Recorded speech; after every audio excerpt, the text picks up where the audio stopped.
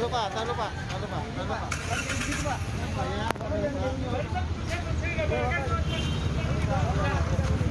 Loh ya, tadi kan saya cuma sebentar untuk ini. Ya parkir itu yang belakang itu. Enggak. Saya nggak parkir, saya Bapak parkir. Di ikutan aja, Pak.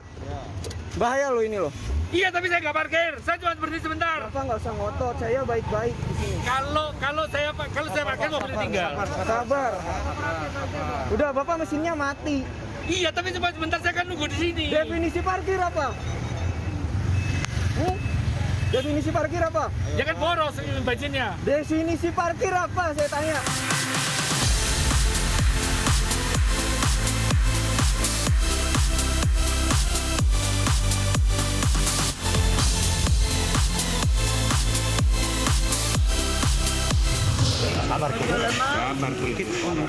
Kebakaran di Pasar Turatea menghanguskan lebih dari 600 kios pedagang.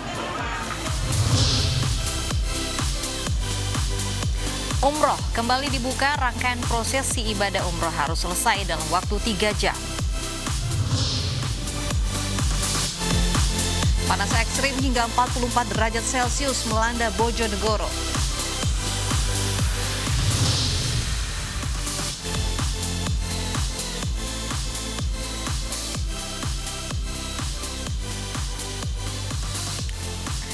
Selamat siang pemirsa iNews yang kembali hadir memperbarui informasi Anda siang ini. Selain 3 informasi tadi, kami juga akan hadirkan informasi terkait rencana pemerintah Arab Saudi yang akan mengizinkan pelaksanaan ibadah umroh kembali.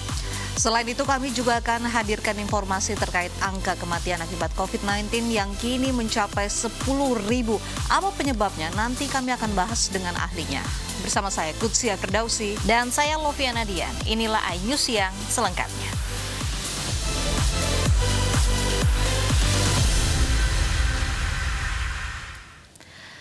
Pemirsa, kita awali iNews siang dari aksi balap liar di Makassar, Sulawesi Selatan. Kepergok melakukan aksi balap liar. 2 remaja mencoba kabur dengan cara memutar arah dan menabrak polisi. Akibatnya seorang polisi mengalami cedera di bagian lengan, sementara pelaku mengalami luka di bagian tangan dan mengalami patah kaki.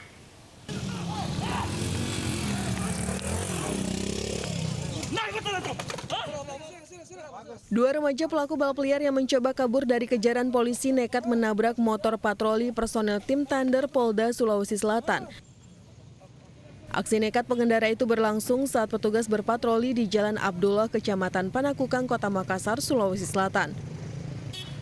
Kedua pelaku remaja diketahui mengendarai motor menggunakan knalpot racing dan tanpa plat nomor. Kenapa kota berak? Mobil apa yang kota berak? Balap atau bagaimana? Jalan-jalan aja, Pak. Dari arah mana kok? Dari arah mana kok? Dari rumah, Pak. Mau kemana? Akibat tabrakan ini, Bribda Aldi, anggota tim Thunder, mengalami cedera di bagian lengan dan kaki. Demikian juga untuk kedua pelaku mengalami luka di bagian tangan. Jadi pada saat diberi kode memperlambat kendaraan, pelaku justru berbalik arah, tancap gas sambil mengangkat ban. Jadi pada saat itu pelaku menabrak kendaraan yang dikendarai oleh 2 personel tim Thunder. Kini kedua pelaku dan seorang personil tim Thunder menjalani penanganan tim medis akibat cedera yang dialaminya. Sementara motor pelaku diamankan ke posko Laka Lantas Polrestabes Makassar. Dari Makassar, Sulawesi Selatan, Muhammad Nurboni, iNews melaporkan. Termakan api cemburu, seorang wanita di Sidoarjo, Jawa Timur membakar istri muda suaminya. Tidak hanya membakar istri muda suaminya, 2 anak yang masih berusia 12 tahun juga ikut terbakar.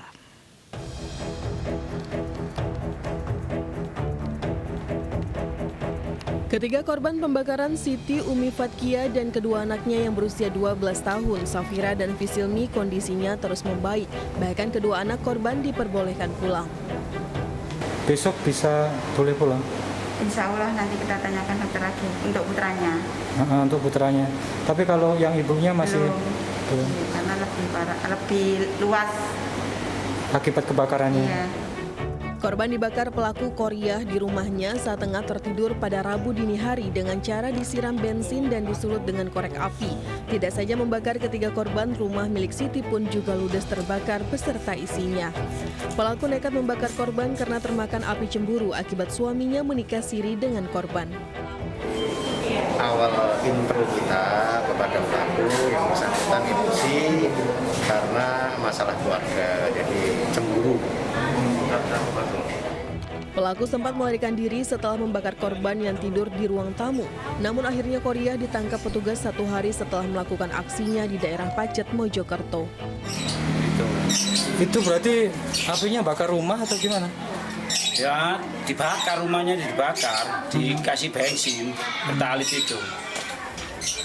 Hingga kini kasus ini masih dalam pemeriksaan polisi untuk mencari dugaan pelaku lainnya. Dari Sidoarjo, Jawa Timur, Yoyok Agusta, iNews melaporkan. Peristiwa mengenaskan juga menimpa seorang ibu dan anaknya di Pontianak, Kalimantan Barat. Korban ibu dan anak ditemukan tewas dengan luka di beberapa bagian tubuhnya. Hasil otopsi menunjukkan kedua korban tewas akibat benda tajam dan tumpul.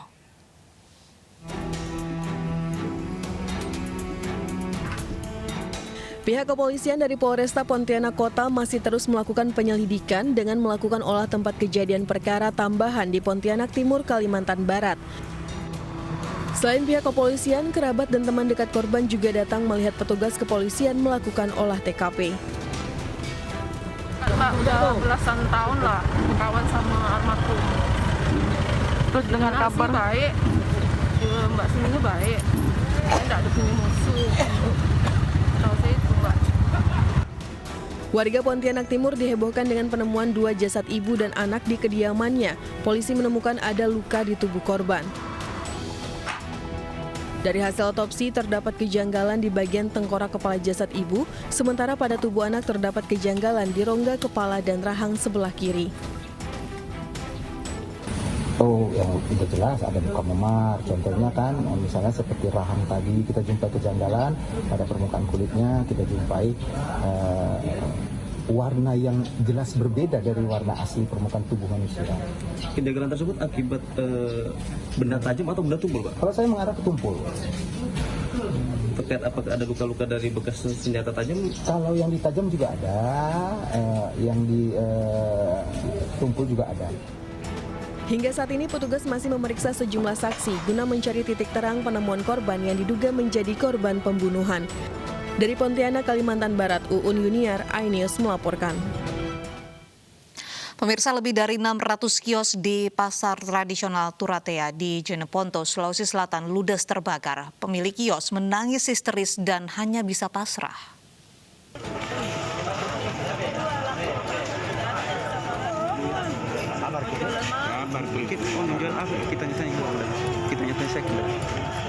Sejumlah pedagang yang kiosnya terbakar di pasar tradisional Turatea di Jeneponto, Sulawesi Selatan ini hanya bisa pasrah dan tak kuasa menahan kesedihan.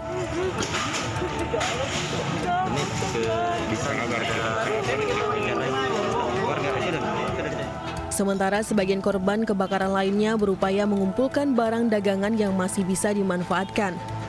Diperkirakan lebih dari 600 kios di pasar tradisional yang ludes terbakar.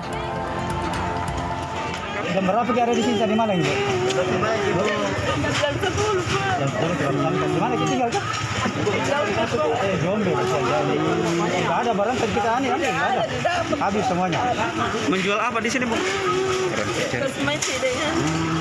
Semua tidak ada tersisa, Bu. Polisi telah menggelar olah tempat kejadian perkara dan memasang garis polisi. Tidak ada korban jiwa dalam peristiwa kebakaran ini. Penyebab kebakaran sementara diduga akibat hubungan pendek arus listrik. Kami mencoba untuk mengolah TKP, mencari tahu di mana titik api awal mulai terbakar dalam proses pasar ini.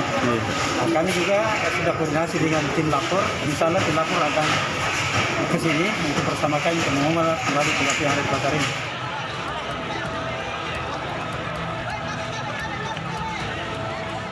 Kebakaran melanda pasar tradisional Turatea di Kabupaten Jeneponto, Sulawesi Selatan sekitar pukul 10 Kamis malam.